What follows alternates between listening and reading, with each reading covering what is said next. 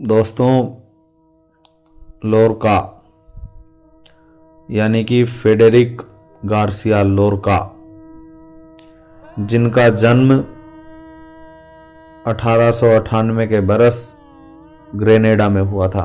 बरस 1936 में general Franco के इशारे पर दक्षिणपंथी ताकतों द्वारा उनका अपहरण कर लिया गया था और हत्या कर दी गई थी। कुछ स्मृतियां, कुछ अनुभव के नाम से जो लेख मैं आपके लिए पढ़ रहा हूं, ये deep song and other prose से ही लिया गया है। मेरा जीवन, क्या मेरे पास भी एक जीवन है? मुझे अपने बारे में लगता है कि मैं अभी भी एक बच्चा हूं। बचपन की भावनाएं अभी भी मेरे भीतर हैं, मैंने उन्हें कभी त्यागा नहीं। अपने जीवन के बारे में बताने का मतलब यह बताना होगा कि मैं क्या हूं। किसी का भी जीवन हमेशा उस सब का वृतांत है जो गुजरा है, पर मेरी सभी स्मृतियां, यहां तक कि बचपन के शुरू के दिनों की मेरी स्मृतियां अभी भी मेरे भीतर आवेग के साथ मौजूद हैं। मैं अपने बचपन के बारे में बताना चाहता हूं। वह हमेशा पूरी तरह से मेरा था, इतने अंतरंग तरीके से मेरा कि अपना निजी संसार मैंने कभी इसका विश्लेषण नहीं करना चाहा। बचपन में मुझे प्रकृति के बहुत निकट रहने का अवसर मिला।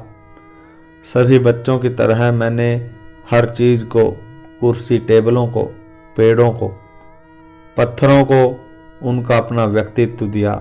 मैंने उनके साथ बातचीत की, उनसे प्यार किया। हमारे घर के आंगन में कुछ चिनार के पेड़ थे।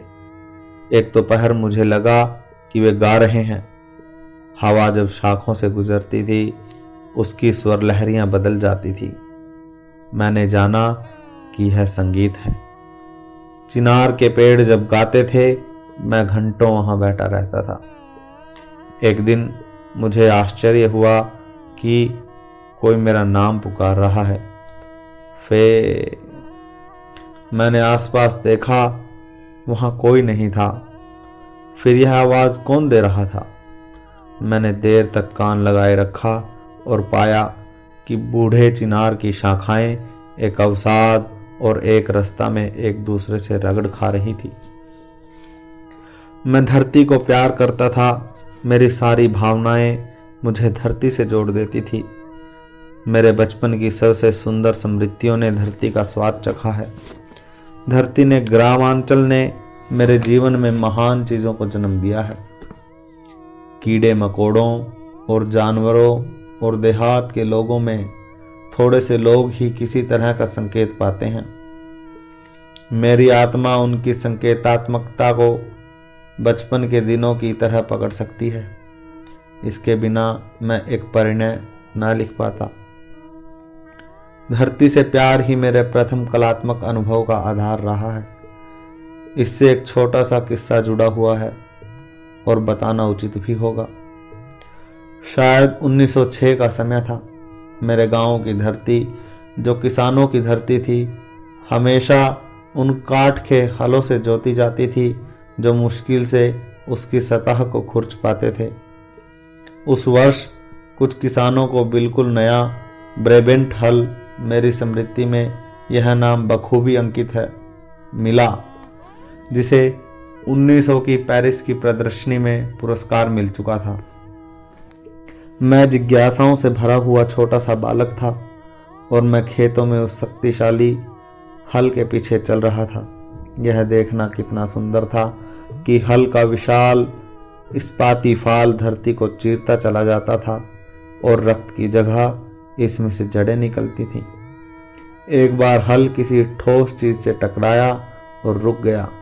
लोहे का चमकता फाल एक रोमन मोज़ेक को खींच रहा था, जिस पर लिखा था, नहीं, मुझे याद नहीं आ रहा, पर जाने क्यों मुझे शेफर्ड डेफिन्स और क्लो का ध्यान आ रहा है। तो जीवन में जो सबसे पहला कलात्मक चमत्कार मैंने अनुभव किया, वह धरती से जुड़ा हुआ था। डेफिन्स और क्लो के नामों ने भी धरती का स्वाद चखा था और प्यार को जाना था। मेरी पहली भावनाएं खेतों में होने वाले कामकाज से जुड़ी हैं। शायद मनोविश्लेषक इसे मेरी कृषि ग्रंथि कहेंगे। धरती के इस प्रेम के बिना मैं अपनी दूसरी रचना यरमा आरंभ नहीं कर पाता। मुझे धरती बहुत गहरे रूप से दीनता का संकेत देती रही है। मुझे दीनता से किसी भी दूसरी चीज की बनिस्बत ज्यादा प्यार है। भूख से जुड़ी दुष्ट किस्म की दीनता नहीं, वरन वरदान में मिली अकिंचन दीनता, जो उतनी ही सादा है जितनी की काली रोटी। मैं बूढ़ों को झेल नहीं पाता। यह नहीं कि मुझे उनसे किसी तरह की नफरत है या उनसे भय लगता है, बस उन्हें देखकर मैं बहुत असहज सा हो जाता हूँ। मैं उनसे बात नहीं कर पाता। मुझे समझ में नहीं आता कि क्या बात की जाए। मेरा मतलब सबसे ज़्यादा उन वृद्ध लोगों से है जिन्हें लगता है कि केवल वृद्ध हो जाने से वे जीवन के सारे रहस्य को जान गए हैं, जिसे वे अनुभव कहते हैं और उसके बारे में इतनी बात करते हैं। मैं उसे कभी समझ नहीं पाया। बूढ़ों की एक सभा में मैं एक भी शब्द नहीं कह पाऊंगा। वे अधखुली अश्रुओं से भरी भूरी आंखें, वे फड़कते हुए होंठ, वे संरक्षण भाव से भरी मुस्कुराहट मुझे आतंकित कर देती हैं, और उनका स्नेह उतना ही अवांछित है जैसे कि वह रस्सी जो हमें एक अथाह खाई की तरफ खींचती है। बूढ़े व्यक्ति एक गांठ, यौवन और मृत्यु की अथाह खाई के बीच एक रस्सी। मृत्यु, वह हर चीज में बस जाती है। स्थिति प्रज्ञता, मौन और निर्भरता उसके पूर्वाभ्यास हैं। मृत्यु चारों तरफ है, वह एक महान विजेता है। मृत्यु उस समय आरंभ होती है जब हम सुस्ता रहे होते हैं। अगली बार जब आप एक जश्न में हों और बहुत धीरज के साथ बात कर रहे हों, तब हर आदमी के जूतों को देखें।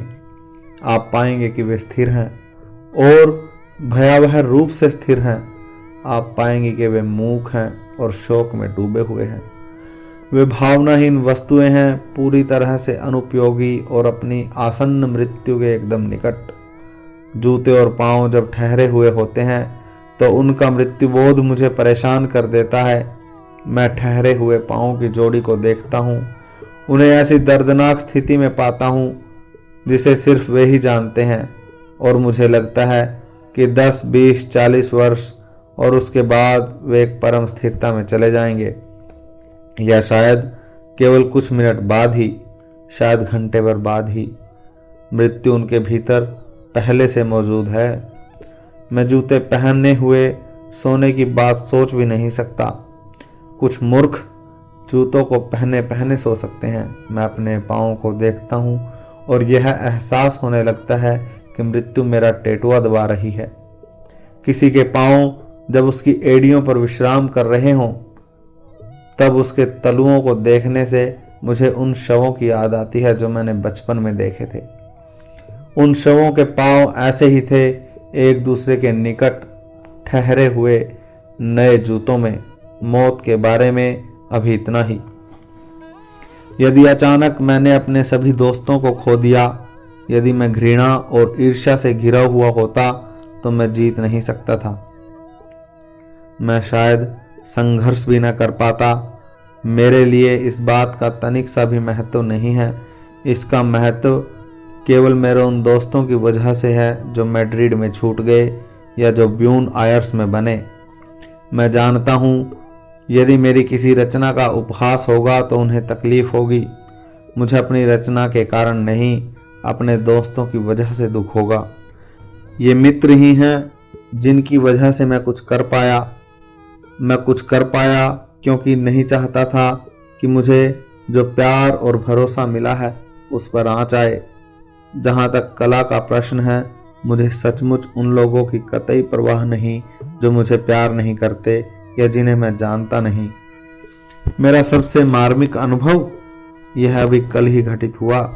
यहीं ब्यून आयर्स के थिएटर में एक स्त्री मुझे तलाशती हुई आई। वह बहुत निर्धन थी। वह उन बैरकों में से एक में रहती थी। उसने अखबार में मेरे यहाँ आने के बारे में पढ़ा था। मुझे रत्ती भर भी गुमान नहीं था कि वह मुझसे क्या चाहती है। मैंने उसके बोलने की प्रतीक्षा की। उसने अपनी जेब से कुछ कागजात निकाले और बहुत संभाल कर उन्हें खोला।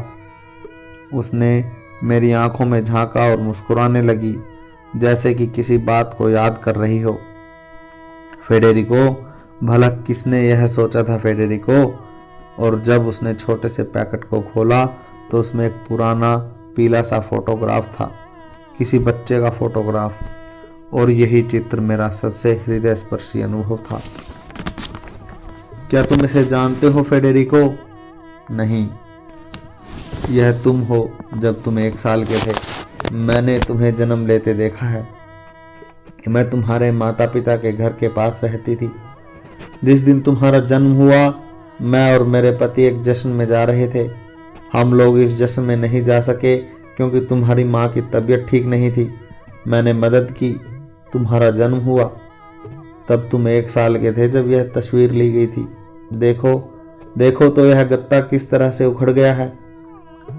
यह फोटो जब नया था तो तुम ही ने अपने छोटे छोटे हाथों से ऐसा किया था। तुमने इस गत्ते को तोड़ डाला था। फोटो में पड़ी हुई यह दरार मेरे लिए एक अद्भुत यादगार बन गई है। यह बात उस स्त्री ने कही और मैं अवाक रह गया। मैं रोना चाहता था। मैं उसके गले लिपट जाना चाहता था, उस फोटोग्राफ को चूमना चाहता था, पर इसकी जगह मैं बस फोटो में पड़ी दरार को घूरता रहा। मैंने उस फोटो के गत्ते को तोड़ दिया था। वह मेरा पहला काम था।